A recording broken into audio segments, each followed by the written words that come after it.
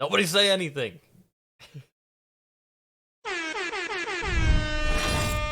Alright, do it up. We're live. God, man. Welcome, everyone, to episode 22 of the Metabreakers Podcast.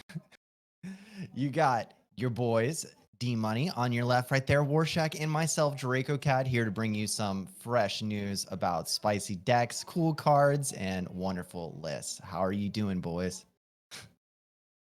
I don't know who you're calling a boy. I'm a man, Draco. Man? Okay. Oh, I'm sorry.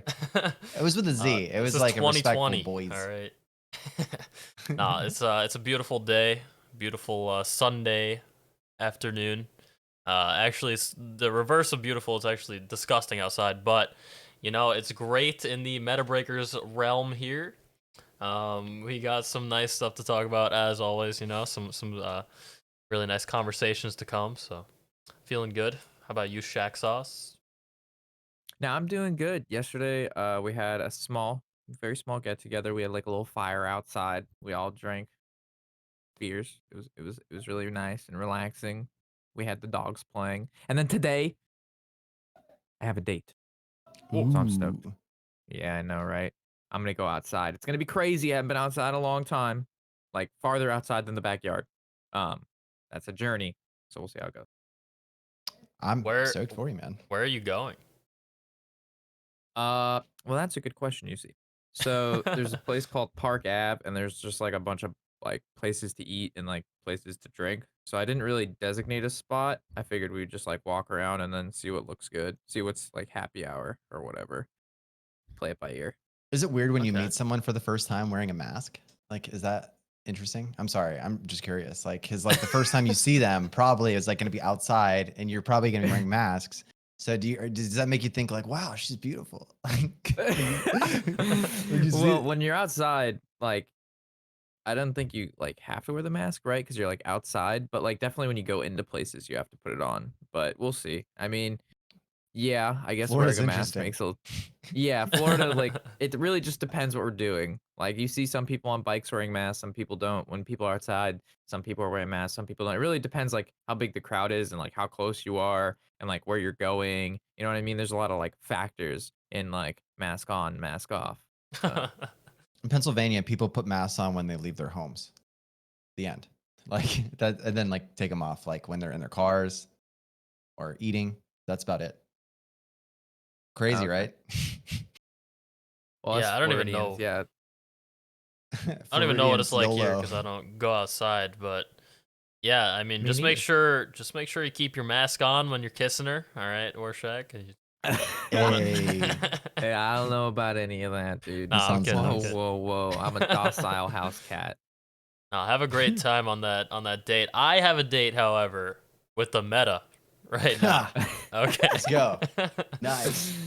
So we got the meta snapshot here. What is this narrowed down to, Draco? We did it a little differently this week, right? No, the next page is differently but this is the normal thing that we look at. This is the same thing that we've been looking at every week. So the generic, like, this is what's winning the most. Just everything. Like, yeah, but the next one is the next okay. segment. We got the special list for everyone. Okay, sorry, I'm jumping the gun a little bit here. Yeah, a little bit. But yeah, we got the meta here. I don't know if it looks too much different than last week. Paladin got worse. Druid got way further down in rank, but it's like everything got pretty normal actually. Because last week there were two things that were positive, and this week like almost everything has a positive win rate except for Warlock. Somebody's popping off. Sorry, I just got very distracted by 10 gifted subs. My mama forever. I love you. Thank you. I'm putting on the air horn for that shit. Let's go. All right. Yeah. Keep going. Sorry. Oh yeah, no problem. So yeah, everything last week we only had two decks that were positive, which was Paladin and Druid. But now Paladin, Hunter, Demon Hunter, Rogue Warrior, and Druid are all actually fending for their own. And yeah, it's weird. Last week's was honestly kind of just some hot garbage. It looks kind of like, but this one seems fairly accurate. That's what I would say. I'm seeing priests there at the bottom. How is that possible? How is that humanly possible? It's a hard yeah, deck. so this is from every rank, right? Every rank. in the whole entire standard pool of all regions. Okay. Yeah, so I that kind I of see priest explains it. everywhere. Right. I Yeah, don't know. but Everybody seems to be playing it. I think there's a lot of decisions to be made with priest because you get so many random cards. Every game is like completely different, right? So I feel like inexperienced players are not going to really know what to do, which line to go into. So that could explain why it's so low there. I'm So much assuming that at the decisions. higher ranks, it's going to be higher up. All right, which is well, we'll get to that soon. But yeah, I'm just surprised. Like when I'm playing, dude, 30% priest, 35 like percentage of all games I play are literally against priest. And what this is showing me is that people are playing priest and people are losing with priest more than they're winning with priest, but yet they continue to play priest. Yeah. So we'll see if that we'll see how it works out for him, Cotton. See if that All we'll right. see if that keeps up. So we decided that for the next segment that we wanted to show you guys a more important look at the meta. So we're using like the premium HS replay, whatever, so we can show you guys like the actual top like decks that from Diamond to Legend. So we figured we'd just filter it down to like what majority of us are playing in, or you know, I wouldn't say majority of us are playing in. I would say it's probably the most like respectable pool about the power levels of the decks, because you have people that are playing them that know how to pilot them generally in that range, I would state. But yeah. Yeah, You and wanna then like somebody saying in chat, you know, if you want an in-depth look at the meta as well, there's also Hype Horizon's meta report, exclamation point report on there as well. But yeah, I actually like this meta a lot. It does look a little scattered throughout this report here, but I've noticed that there's so much class representation. Like every class is being played except for probably Shaman. But like I have like I play against like 12%. Like every single deck has like a 12% like piece of the pie on my thing here on my deck tracker. So seeing a lot of really? a lot of different decks being played, a lot of different classes. It's kind of beautiful. Yeah. Shaman's not even bad. Like the majority of the HS replay lists haven't even updated to have the reader, the voracious reader in the totem shaman list. Yeah. That deck is like actually Yeah, so good. actually like every single thing has a big piece except for Demon Hunter is 3% and Shaman is 3% on my deck tracker. I actually don't play against those two classes like at all.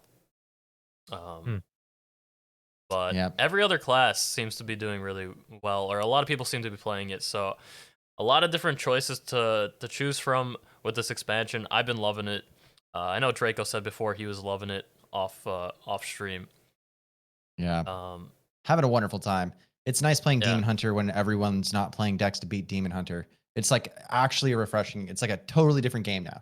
Like, and all the cards are different too. So and that's not awesome. everybody's hating on it 24/7. Yeah, it's Yeah. wonderful now that like you actually have to. I feel like it always required piloting to play it at a very successful consistency. But I would say now more than ever, it's a little more skill testing and decision based than it was before. Even in like the faster list, since there's like the pole celt with the reorganizing cards, and then you bring the shards to reshuffle them back in so you can shuffle it back before you skull if you don't want to get a card that's not going to be 0. It's just there's just so much big brain stuff happening all the time, and I love it. It's wonderful. Keep loving on it. I've been loving people have been calling it a little bit of a meme, but I've been playing Highlander Warrior and it's really fun. I can't even tell you like really if it's tempo or if it's control. I think it's like a mix of everything. But it's just hella fun and I'm winning games. So yeah, that's my spicy kind of deck there, but you could really do a Highlander lot Warrior? with the cards that we're given. So it's really cool. So what does that entail, the Highlander Warrior? Besides like the Highlander cards, what makes it good? Keymaster Alabaster is in his deck. I do have that card, yes. Keymaster Alabaster is actually insane with the Ysera portals from Druid. You get a 1-cost one, and if they keep drawing them, yeah. But for the most part, nice. it's just like throwing good cards good warrior cards, because there's so many good warrior cards. Like I was trying to make a control warrior deck, and like my deck was filled after like I threw in like the first like 10 cards. Like I didn't even get past like page 5, and like I was already at 30 cards, and I was just like, you know what? I'm just gonna throw in like one of sorry, my throat. Fuck. I'm just gonna throw in like one of every good card, and it's just working. I don't know. I'm just playing good cards and winning games, and it's fun. Fun as fuck. Nice. I recommend. Yeah. Yeah, I had tried the control warrior, and I was finding a issue with space as well, because there's like so Yeah. much removal and like so much you want to run, but you can't. And then to pick and choose which removal and like which ones are better than others, and because each matchup is different based on like if you're playing against obviously like a priest versus let's say like a Highlander Hunter. So I actually had a lot of success with the control warrior I built, and it's interesting that you also found success with the Highlander variant as well. So that's Yeah. cool. The As only for sorry. The Go on. only Sorry. sad part is that you can't run Rattlegore, because if you play against priest, then you're like instantly. yeah, Yeah. yeah, it It's is rough. terrible because then they soul mirror and then they start copying it with Yeah. Morzond as well. It's just like it's so annoying. Also, Ramp Druid has a problem with it too because they just steal all your minions. But anyway, a cool deck that I've been playing to kind of counter the meta, because there is a lot of Libram Paladins, there's a lot of Pure Paladins, there's a lot of Priest, and the Druid deck that runs the Guardian Animals. I've been playing a solely deck built around Albatross, so I play Albatross and Priest, but I have all the res mechanics to summon Albatross, not the 5-mana 2/6. It's not a res like normal res Priest where you let resurrect the annoying cards. It's just Albatross. So I've had the Druids Guardian Animals into Yep. 2/1/1 Albatrosses. I literally had the Libram Paladin just continuously draw into 1/1 birds. I was playing against a priest. He ended up just conceding turn 9 because I had shuffled 15 birds into his deck I by love then it. with cards like Vectus too. So, Yeah. This sounds Oh like my you're gonna God. make a lot of people mad. Yeah. It sounds hilarious. no, yeah. I'm so happy with it. I was just like, if this deck catches on, this is the most annoying shit ever. Because you have the new Gift of Illuminescence, you've got Grave Runes, you've got the Psychic Split, you have Psycho Pump, you have Vectus, there's just a million ways to keep bringing back the birds. It's a nonstop bird army. How do you win? Well, it's not necessarily you win, it's your You just opponent don't lose. They lose. just give Yeah. up. Yeah, you Okay, just don't yeah. lose. Okay. But there's no winning. All right. Cool. So I was gonna say one exciting thing that I did this week, which is rare, is because I play Wow. the same class all the time. Would be I had a 13 card Altruist combo where because I don't know if you can do more than that. I honestly have no idea how. I mean, I didn't even try to set it up. It was in the middle of a game, and I created a skull and then played Polkit and then drew 2 skulls and my Altruist. So then I basically on turn 10, I used both skulls with the Altruist Jesus. and then played every single card I got out of both of the skulls and all the other cards. And it was 13 cards total because then I drew a Yeah. whole bunch of Panthers that drew more cards that were Holy free. crap. And then and then I drew Twin Slices because they were the last cards in my deck. So I didn't even have to use the attack, but all the 13 killed him from You should make like a clip of that and send that in somewhere, or put it on Twitter and be like, "What? This is like the record to beat." Yeah, I don't know. I feel like if you were gonna go like mark MKs on it, you could do like a 30 card Altruist turn. You know what I mean? Like Probably. you could build a whole deck to just go around that entire. But you could combo, start that but- challenge, and Yes, he could that is credit true. you in his video. We could do this. It needs the epic sax guy song with it too. If you Oh, make yeah, it into a highlight. That Yeah, is maybe totally he'll true. maybe he'll even like want to co-op with you too. Right. Do it, That's may not be true. Nice. All right. You would All go to the right. next segment. Fine. Let us look at the top decks through Diamond through Legend right now. Here they are It's right beautiful. here. We got Libram Paladin and Stealth Rogue. Those are the only tier 1 decks, apparently, according to HS Replay here. And then we got Bomb Warrior, Aggro Demon Hunter, Highlander Mage, Guardian Druid, Face Hunter, and Weapon Rogue.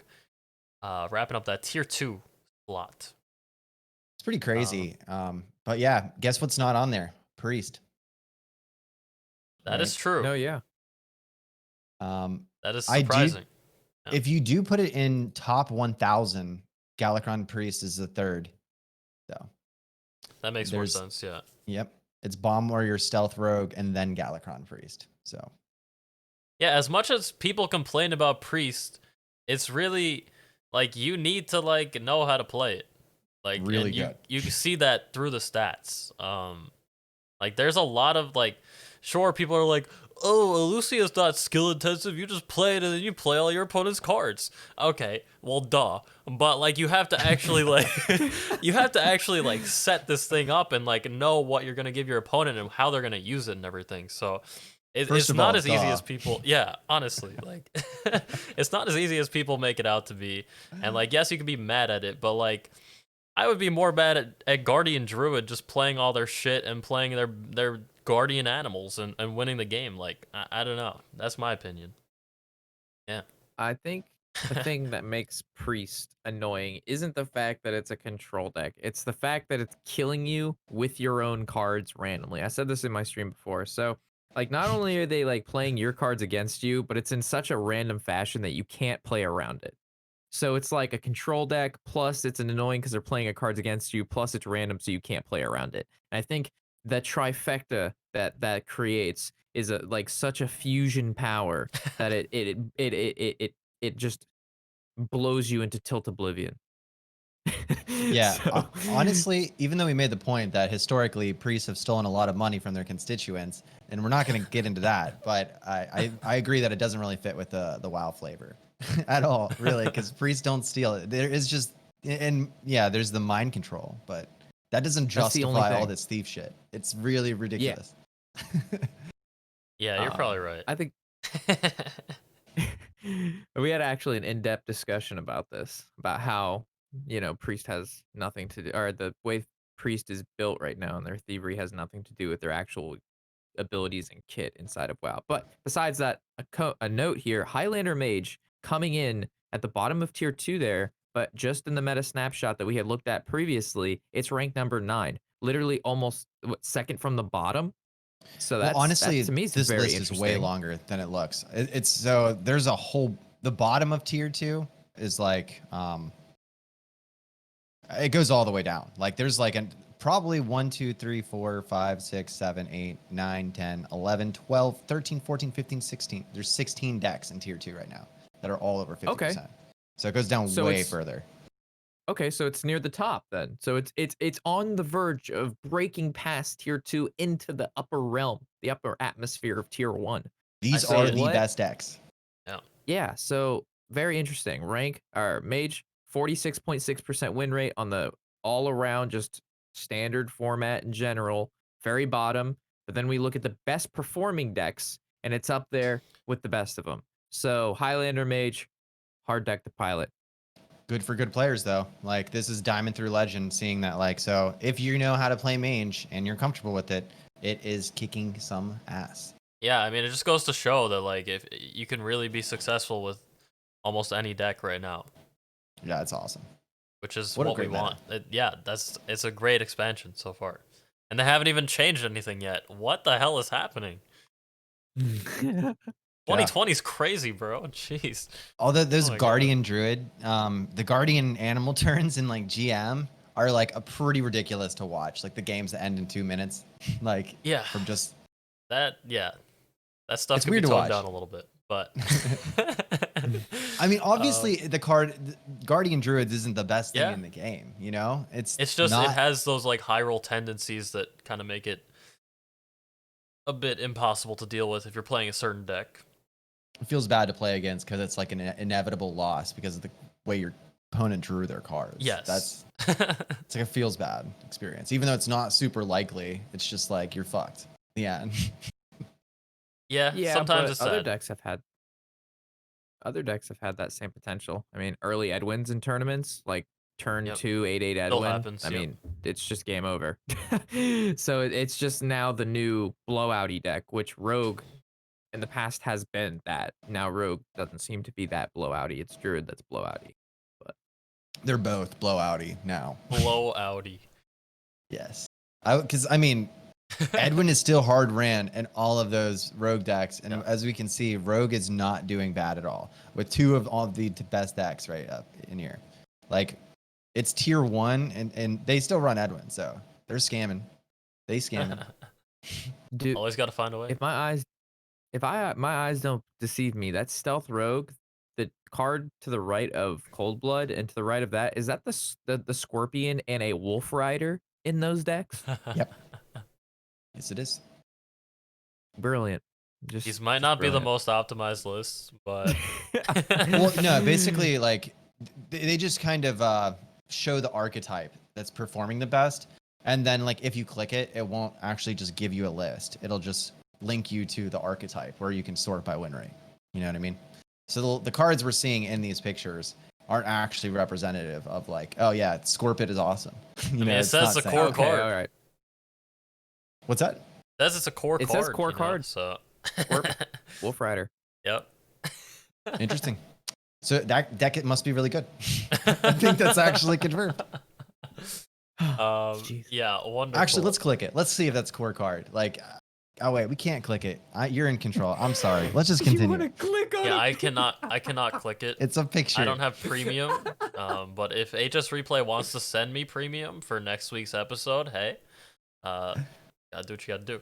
But The Scorpion yeah, build is so, not the most optimal build. I mean, I agree with that, but this is what Apparently it the is. data's lining up for over all servers. So Yeah, but this is just cool to see. I think, like I said before, like it's just cool that every deck is like really viable, except for Shaman still. It's Totem Shaman's okay. I just don't think it's good enough. But Totem Shaman's tier 3, 48.75%. Yep. Totem the best Shaman is a Shaman deck. mean budget deck. It was Sure, very. yeah. I was doing really well with my budget Shaman after I changed. I added in 2 of the 6 mana cards that summoned a bunch of 2/2s. That card surprisingly very cool. Works well with Bloodlust. Works well with the 0 mana buff card. Works well What with card? the Note Taker. The new 6 mana Druid Shaman card that summons 4 2/2s. Overload carvings 2 if you want. Give them. Oh, Runic Carvings. Runic Carving. Yeah, a lot of lists didn't run that, and I was like, "What in tarnation?" So You I can put swing that games sucker back in now. there. No, Yeah, yeah, I like one in I there, put yeah. that sucker in there. It's like a what is it called? A Forest Aids, but 2 less mana. yeah. And you can use it with that card that buffs the attack of them for free. And Oh, as yeah. like a Yeah. clear. Yep. It's nice. Yeah, so you can go like Runic Carvings, and then the following turn, if you have Note Taker with the 0 mana buff card, you can play or Note Taker, buff it, and then he gives you back the buff, and you buff it again. So it's basically like a Bloodlust for 0 mana. Yeah, honestly, I don't care what anyone else thinks. Trick Totem is probably like my favorite card ever, and it's just so fun. I realize that Trick Totem is not a great card, and that people that are trying to build the totem list with just the perspective to win should probably cut the Trick Totems. Yeah. But like, Oh yeah, oh yeah. they're so fun. It is fun. It So is such a literally- great card. Literally, the first time that I played Trick Totem, it Shadow Word pained itself. Literally the first time. My first experience was an Arcane Intellect. So this might be the difference. That's here, why you it's know? your favorite card. Yeah. My first No, I time like I it played too. against it, and Totem Reflectum. It's Totem reflected itself, and then No I way. lost. Really? That is the I best swear one to- I possible. You swear better to have God, it clipped Totem that shit. reflected itself, and then he just obliterated me. I was like, cool. That better be in a video somewhere. Dude, I'll go to the VOD. I'll show you. I swear That's to God. great. I've had him Um, high roll out of control before, and then it like just turned into like this huge mess that your opponent can't even freaking figure out, and that's hilarious too. You know, it's like one totem mana burns them, the other one silences itself, and then the next one casts the spell that like some kind of mean ass secret or something, and then eventually they fall behind and it just doesn't stop. It's hilarious, absolutely hilarious. It's like a permanent Yogg box that's just happening in like subtle ways at the end of every single turn. Permanent. Yeah. It's great. Yeah. So I think we should move on to the next segment. We got a few different Yeah. segments here. Sounds good. We got GM to talk about Grandmasters. Have you been watching? Yeah. I watched a little. I watched like 2 matches Okay. yesterday, and that was it. But they were good. I watched the No Hands versus Firebat matchup, and yeah, good plays. And I don't know. I think just the meta overall is just fun.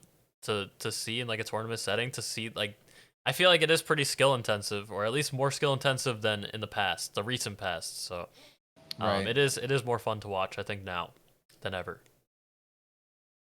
Yeah, the way Yeah. the game is so challenging and big brain that it's really crazy to see how they play those mind reader cards against each other and react to each other's. Like, I remember watching someone play a mind reader after they'd been mind readered really fast and they knew their play. Like, I had it, like they were all ready for this to happen, and I was just like, what the fuck is going on? What is he thinking? Like, he's swapped the decks again, so that means he like wants to keep his opponent's hand? But they were like aware of all of these interactions that were Yep. happening and able to just completely play. Like, that's like a normal thing that's going to happen in a game.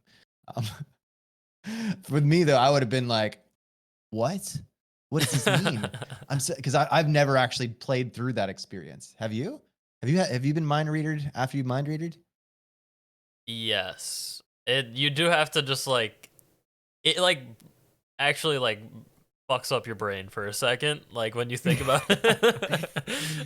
You really have to like take your time and just like evaluate what just happened and what is going to happen. Can you summarize but- what's going to happen for the rest of the viewers? I don't think I'm actually knowledgeable enough to explain that, but I'm really curious. What happens? Do you keep the wrong deck? No, it goes back. It still goes back, but you just swap Okay. again for that turn, I believe. Okay. I have to read the card. I've only like had that situation happen one time, and I was like pretty confused myself. So Okay. but Yeah, so these people are it extends it extends a turn longer, right? So if we think like the most likely scenario, you're playing, let's say, rogue, and your opponent's playing priest, and they mind reader, and you have the plagiarize down. You plagiarize their mind reader, you get their mind reader, you get your hand back. But then at their turn, theirs triggers. They get yours back, and then you have that one more turn where you swap hands again. So it's just like basically another turn of swapping, but you don't actually ever get to keep your opponent's hand and deck. And that we've seen that quite a Okay. bit with the plagiarize and the rogue versus priest. It's actually a pretty common thing. But yeah, you never actually get to keep your opponent's deck. It's an additional turn Interesting. that this stuff is swapped. Interesting. That card is so crazy though. Like, I'm sorry. Like, it's just something for me to think about all the time. I haven't lost against a single game against Priest playing Demon Hunter on ladder until this, like, one time this week.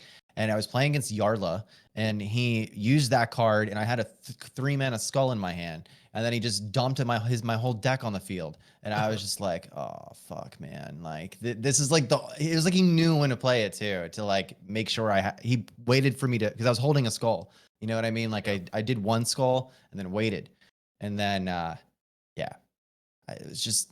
I mean, I guess that's how do you play around that? Did I just have to dump all my cards and like once, and I can't. Yeah. You know, You like, probably Yeah, do. you can't play around it. Or yeah, I mean, it depends on like how late into the game, how many cards he's drawn. But right. I mean, they could also just get an Elucia off of their Galakron's Wit, like the invokes. So you never really know sometimes. Yeah. I like the card though. Overall, I think it adds like a healthy it's level cool. of big brainness to the game. Every class has their own broken crap, and that's what makes it fun. Well, I mean, if you're playing OTK decks to beat the control decks and you get mind readers, it feels pretty bad.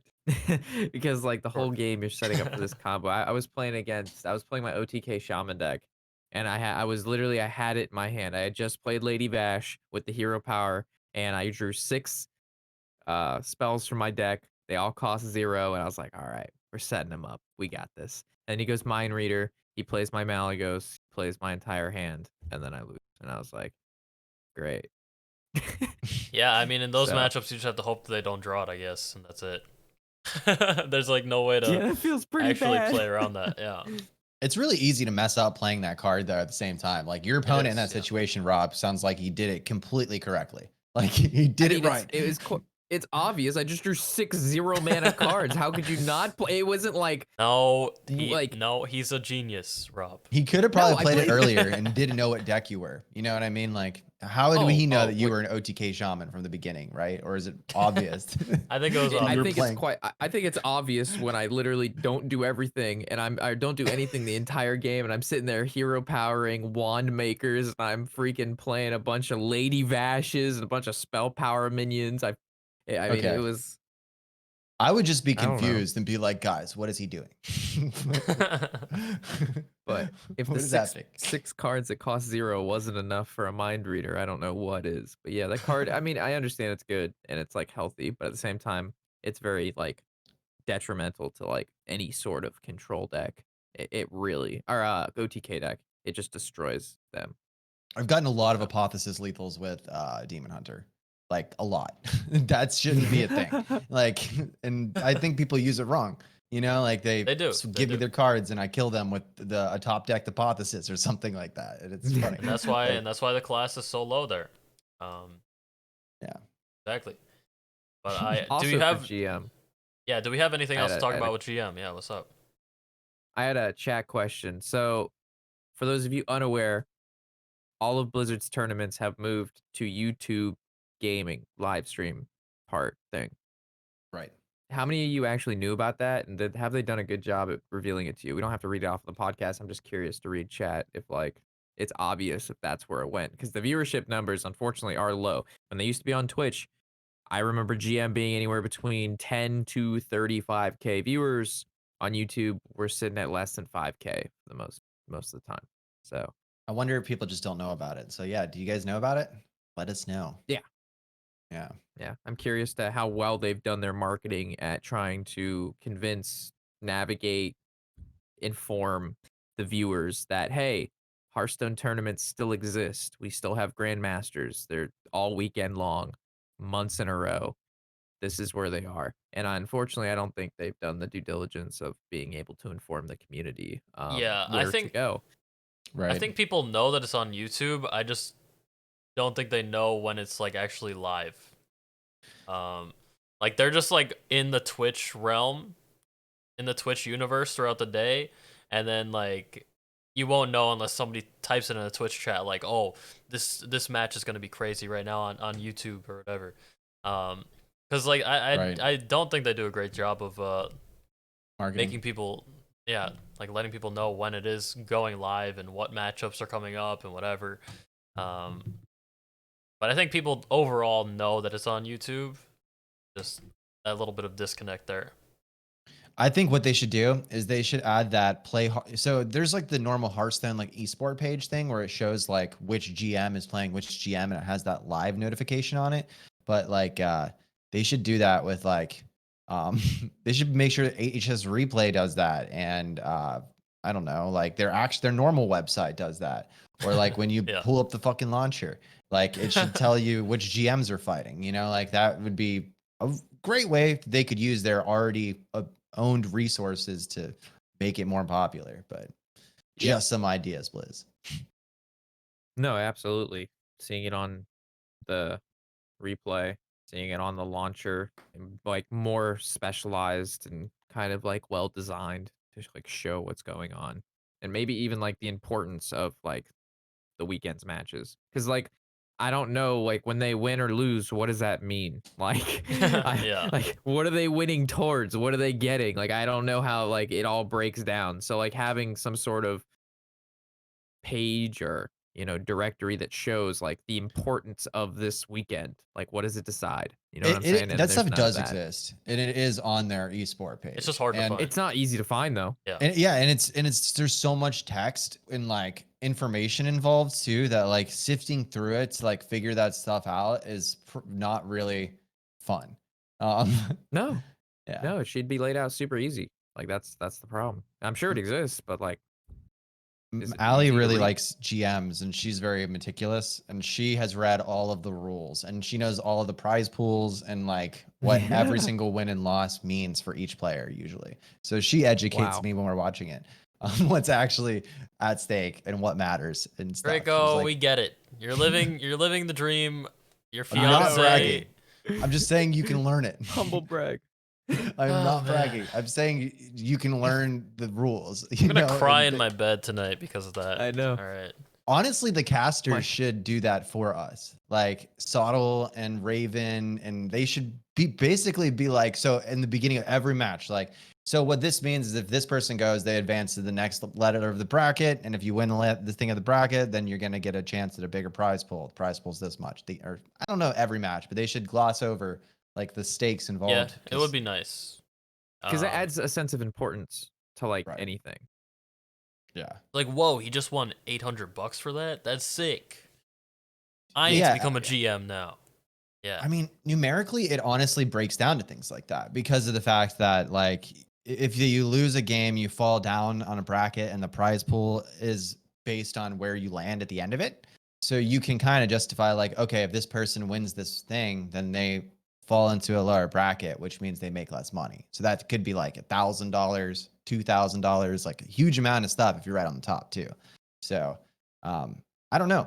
I feel like you probably have to change the structure of the way they kind of even think about the esports so that you could kind of show each one as like a monetary win like that. Yeah. But that's why they don't talk about the money, because it's all like, it's basically just kind of insinuating at the end when they all divide it up. But there is a lot on the line in each one of those games financially. Yep.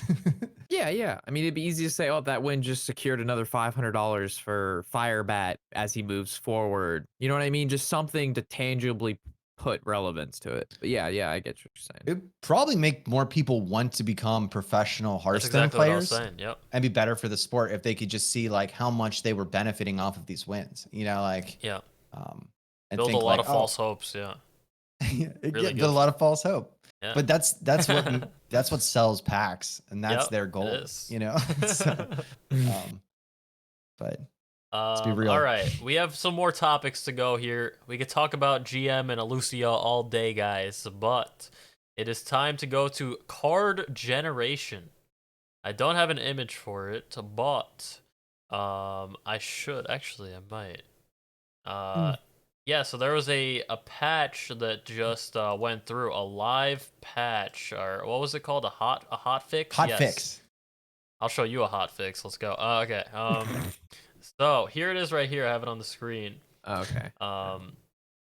So yeah, we had been talking about this on the podcast quite a bit. How it was mainly the Warshack who kept saying cards should not be able to discover themselves, and that's what every week.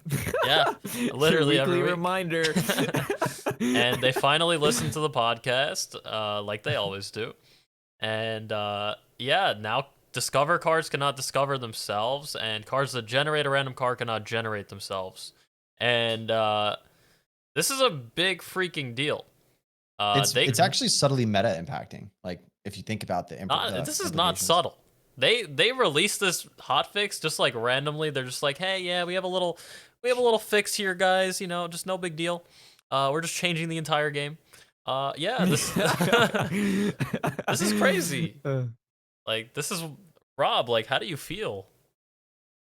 No, it's good. Like, there's nothing worse than if you're playing a more aggressive deck or you're playing some sort of control deck and you're going against priests and they go renew. And Renew if you're playing Jackson. against druid, yeah. And if you're playing against druid and they got that Mount Stellar out and they're like, man, I really want to read a book, and then they start studying and they study into a study, and that studies a study, and then all of a sudden they're fucking studied out of their mind, Yeah. and they have a million minions out. So Knowledge I mean, is it's power. just I mean, it's just a solid change that should have just been implemented when Alex was capable of generating an Alex, and they should have just said, hey, this is a problem. If it's a problem for this card, it's probably a problem for all the cards. Let's gut it down the line. Well, if you think about the worst offenders and how it happens, what happens immediately, that's also like a really interesting like perspective of like the ripple effect, right? So if there's no Renew Jacksons, that means priests just got a lot worse got a little bit worse against aggro because they can't renew into renew, and that's very impactful overall, because that's something that like most priests are going to pick when they had as an option usually, especially if they're against a hunter or a demon hunter or any deck that wants to beat them up.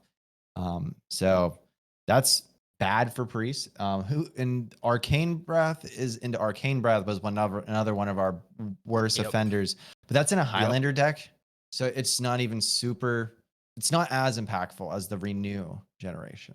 Still changes a lot. Yeah, it's impactful. Like on just early turns. even knowing that there's no possibility of getting that other Arcane Breath is just like a big change as well, because then it's like your outs are just your outs are limited. Maybe it forces you to play a different card instead. Yeah, there's so much of this effects, and it's so good for the game, in my opinion. I know, I think we're all on board with it. I think everybody should be on board with it.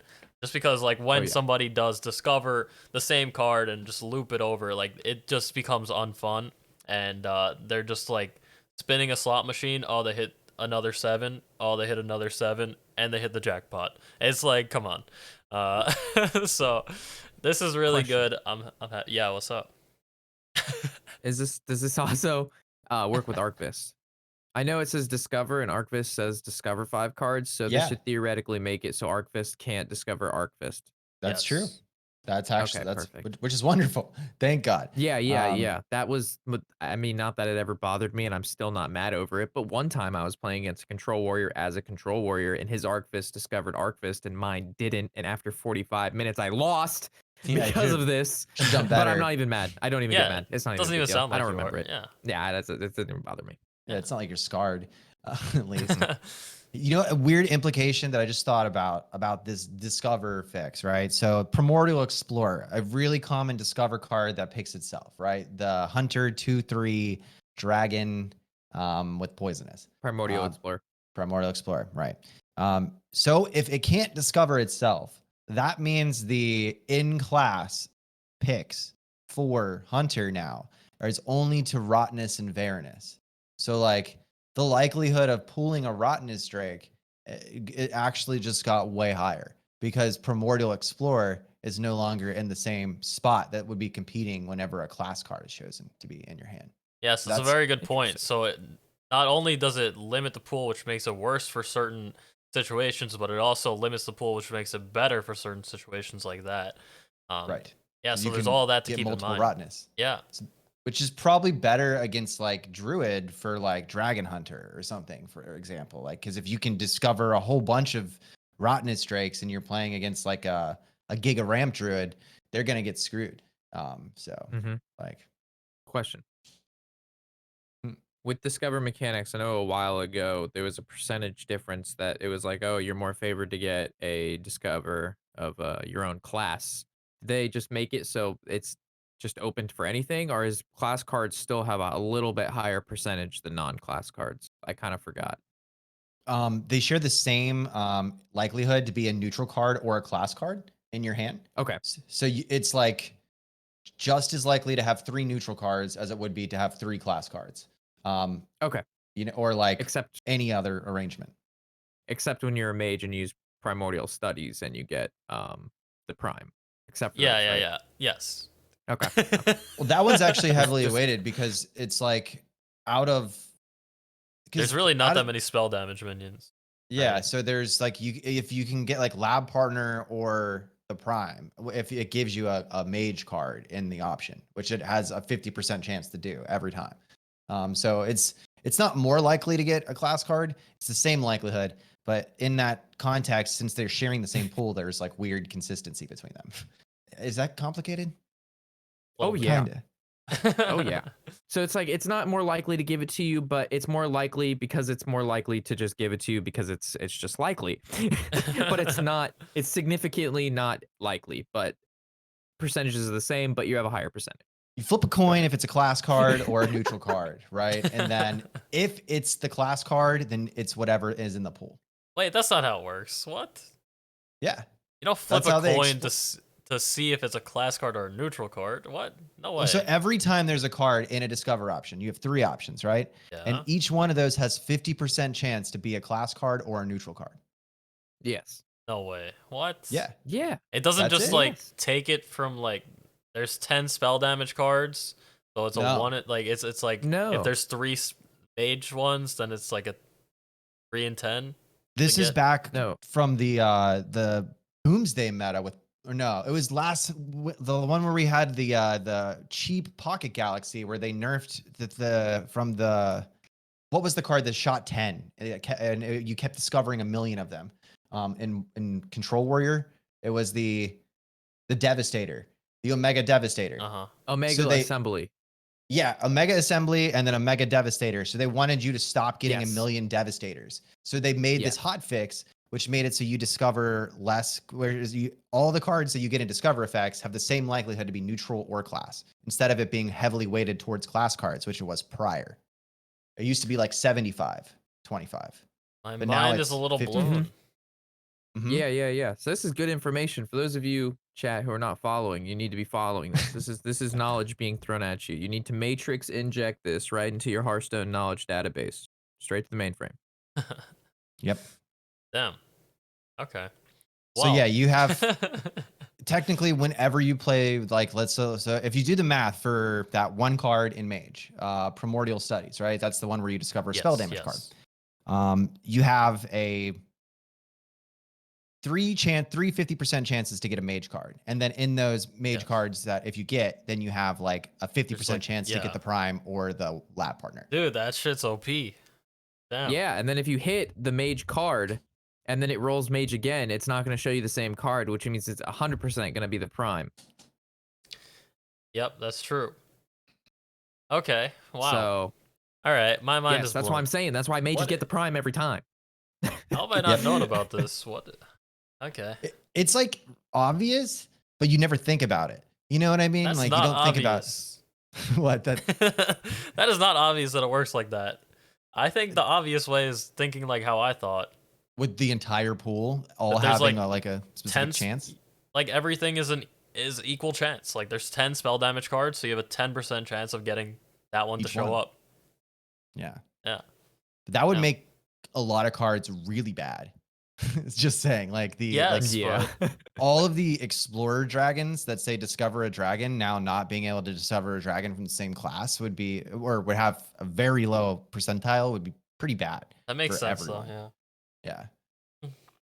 It's amazing how changing the stats around like that and like how you do the math drastically changes the outcome, but like the wording can stay the same. Like, you know what I mean? Like you can like you can mix and match the middle all you want and you can change the outcome. You mathematicians out there and you statisticians always just showing us the same graph and telling us it means different shit. It's very true. Damn, Rob has a vendetta against everything. So this actually hurts Druid a lot too, though, because of Emerald Explorer not being able to discover Emerald Explorer, but at the same time, it makes it more likely to discover Ysera. Like way more. Holy shit! It's way more likely to discover Ysera because that's the only other dragon in the class pool, dude. Yep, that's true. So you have like an above 50% chance every single time you play Emerald Explorer now to find an Ysera. Holy shit. Yeah, and just to clarify, it says cards that generate a random card can no longer generate themselves, but this does not include things like Thought Steal, stealing another Thought Steal. That can still happen. Yeah. Yeah. Just to note. Because that's coming from your opponent's deck. It's not a discover card. From Well, it does generate random cards, so that's where it could be a little iffy for certain situations, but the discover word. Well, if it said random class cards, then it wouldn't be able to do it. But because they're coming from the deck, it's not coming from a pool that isn't their deck. Yeah. Well, I just wanted to clarify. But let's also Murlocs aren't dragons. Anyway. Okay, let's go into our next topic here. We have I think we started like 10 minutes into the stream or something, so we have like about 10 to 15 minutes or so, and we have a couple more things here. So let's go a little quicker. We got the Battle Pass to talk about, a little update on that. I'm not sure who had information about that, Draco or Warshack? I had brought it up, and then Draco informed me. I'll summarize kind of how the conversation went. I did a little research into the Battle Pass because we discussed it in the last podcast. We were overwhelmingly positive about it. We were excited to see it. After further investigation into the mainframe, I found that, in fact, Battle Pass did not give players the same amount of gold if they were to complete it as our current quest system, which would make it so more Hearthstone would be more expensive for players who, do the same amount of work. Hearthstone then did a AMA on Reddit and answered a lot of questions, those being about the gold that is provided within the Battle Pass. And they basically said the amount of gold that we're receiving now with the current system, it will be exactly the same, if not more, than what we have now. The system is not to kind of reduce what we're getting. It's only to make it better. Right. So the Battle Pass overall good. You Still, get the same amount of gold that can buy the same amount of packs, no matter what. yes. Sounds good to Yeah. me. And we get skins and shit. Yeah. Yeah, there's more stuff. I like stuff. There was a lot of people who did not like the battle Yeah. pass when the numbers were broken down, but the AMA alleviated those pains. I think it just shows how negative video game communities are. If you think about that, right? So they say this thing gets leaked in a survey. There's going to be this new monetization option. So then everyone runs the numbers, not even Yep. considering the possibility that it's just additional. Yeah, You know, like yeah. everyone started looking at it like, oh, we're going to get screwed. I can't buy packs anymore. My life's going to end. Hearthstone's dead. You know, Well, I mean,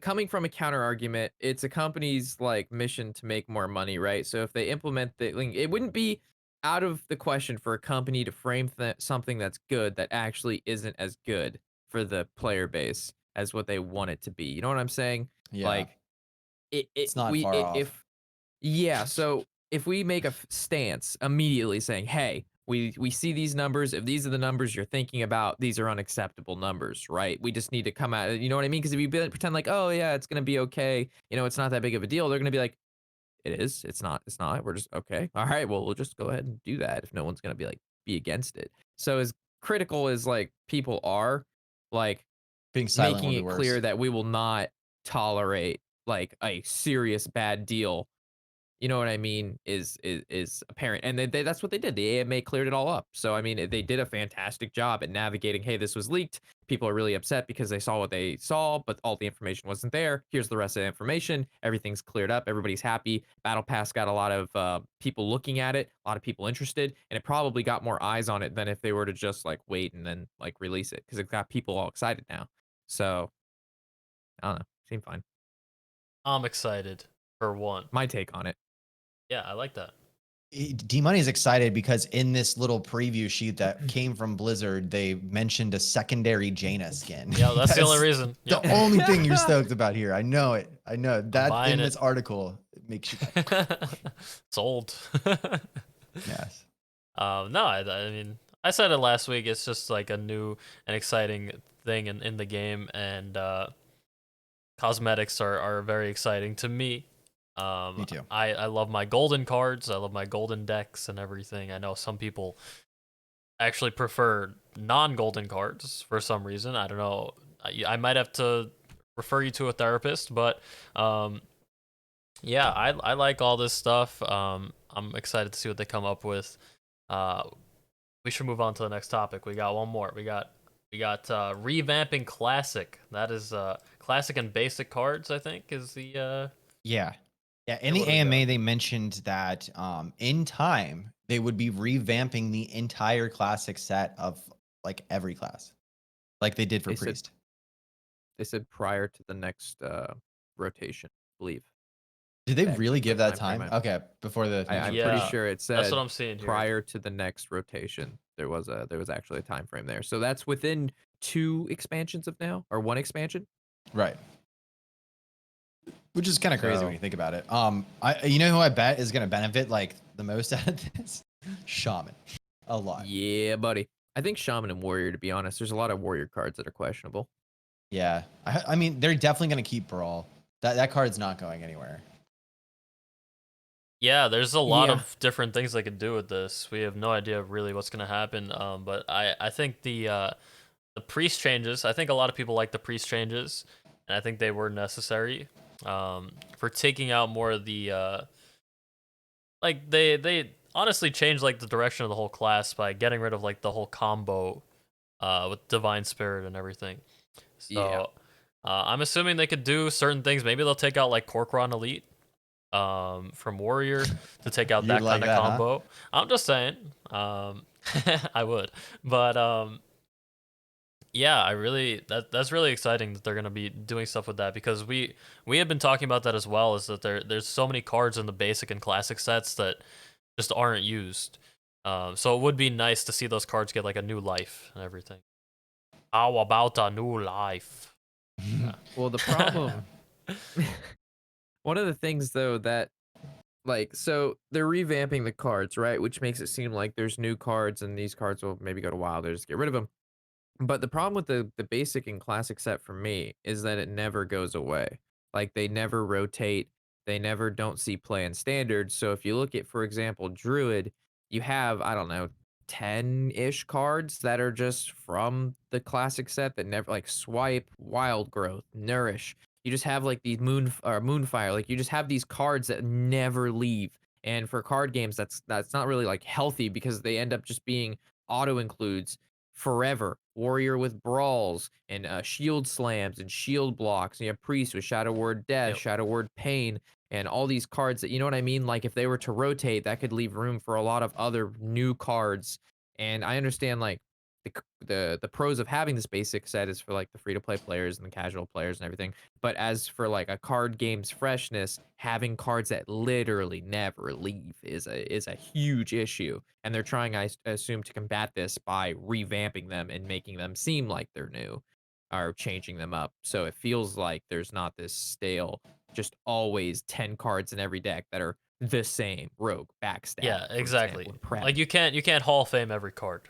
Like Yeah. we Yes. gotta do something else, right? There has to be some kinds of consistency though too, because they want the games to still feel like the evolution of what people played when it came out.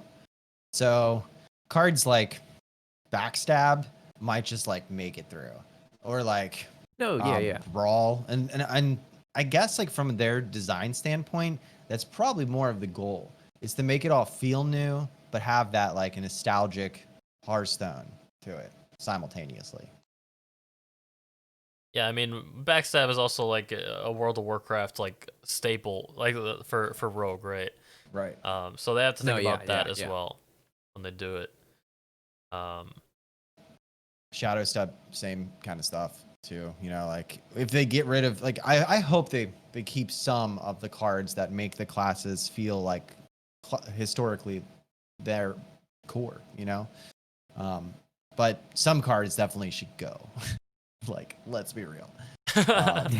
Yes, they should. It's just nice that we're seeing a lot of changes happen, and or at least in the future. Like I do like that Hearthstone put out that map or whatever, showing like all the different things they're doing for like this year, and like what their plans are, just like outlining it. It's really cool to see. I think the game, like, after seeing Skullman's Academy, I think has given me at least like a lot more hope for the future of Hearthstone, and I think it's a step in the right direction. I think they're doing well. Yeah, a lot of the Skullman's cards have so many like risks involved with the printing of them, and they're just insane.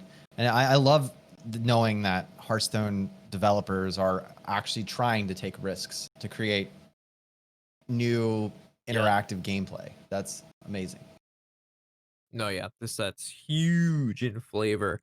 It's big. It's big. It might be And my also- favorite expansion ever, honestly. It's just No, yeah, absolutely. And also, we have that new game mode.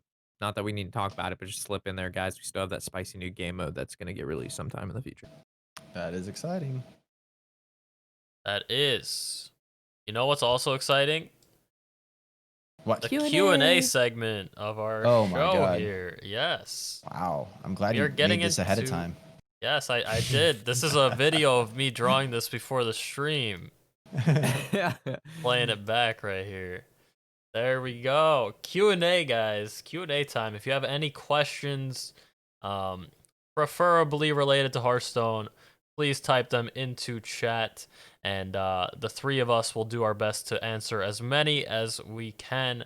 We're gonna do this for like 5 or so minutes, so we got a time for a few questions or so. But yeah, feel free to drop those juicy questions and Juicy juice. get that juice out there. What cards do you guys want to see changed? If you had to like pick one off the top of your head. Kel'Thas? Secret Passage? Why? I guess. I think that card might be a little bit much. Yep, that is one of the ones I want to be changed. I would go That- Kel'Thas or Guardian Animals. That's me. Yeah. just Yeah, for I'd say feel bad. Sunstrider. 0-mana cards are a problem. I hate 0-mana cards.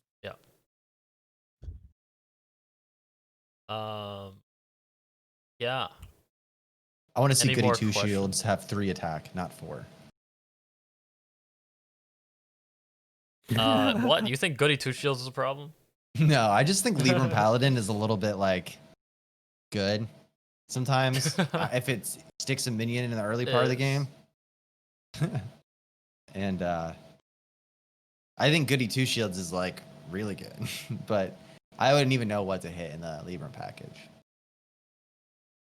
Yeah, it's a hard one to be Mhm. honest. Everything's just I mean, maybe the 2-mana guy. I don't know how you'd fix him up, but being able to play a 2-mana just like huge statted minion is a big issue as well. Thoughts on Turtlemage? I really like it when decks come out that you can tell were not supposed to happen. And that deck and the horrible way it wins the game was definitely not something that someone saw ahead of time. So I think it's brilliant, and I think the way it wins the game is like infuriatingly toxic. But it's obviously good enough to compete in like a high level because people were playing it in like GM and stuff. So that's. I think it's bad. You think it's bad? I don't It's think bad? it's good. I don't like it. I don't like the whole thing. I'm not on board with it. I can't endorse it, man. It's just it's not fun to play against. It's probably like the least fun to play against. It's probably not fun to play as. I wouldn't enjoy it myself. I think the concept is ridiculous. But hey, if people want to do their own thing, hey, go for it. Feel free. There's a lot of I feel like there's a lot of tension there, Dear Money. Not Do for we me. need to talk about it? Just saying, not for me. No? I've only played against one on ladder this whole entire time, so I think it's a meme. But we did see it Okay. in GM. For me, it's like a reverse combo deck because the core of the part of the deck is not to draw the combo. And I don't like that. Yeah, Because it's to me, that seems like makes it super inconsistent. You know what I mean? Like, what if you draw both your potions? You just lose? Like, why? Because you're playing a bad deck? Like, I don't know. I just don't. I also agree. I can't stand behind that deck. Like, yeah, it's cool. Yeah, it's memey. But if that becomes like a really good deck, like, I'll be kind of disappointed. Yeah, it's kind of like really degenerate, like as a style to beat someone too. Because when it is. pops off, like what's happening is like your opponent plays a Tortillon Pilgrim, and then puts more Pilgrims in his hand and plays them to freeze your board, and basically you just can't do anything. It's like yeah. they just And then lock the he entire slowly game. pokes you down. And you get slowly poked down. It's not even like a one-turn kill. It's like a slow, never-ending, suffering death. Yeah. Honestly, Shutterwalk was less annoying than that. No, no, I don't know no, about that. No, I don't know about that. No, Okay. no. Shudder was the worst thing Yep, to come. yep, I think that was. is my most hated deck ever. Me too. Because people would be posting guides and be like, "Oh my god, Shudder! I just hit Legend. Check out this guide." It's like, bro, the guide is play a bunch of good battle cries and kill your opponent in one turn with one card. The deck is brain dead. The deck felt so good. Yeah, because I it was liked so it. easy. There was I no liked order it. of operations. It didn't matter. You just play your battle cries, then play Shudder and win. But it's so cool though how all of the battle cries like No, combined into Battle Cry no, Prime no. that froze the board and killed your opponent. No. Yes. Draco, it was nice having you on the podcast. It's gonna be your last week. I'm sorry. Yep. It's been awesome, bro. Shit.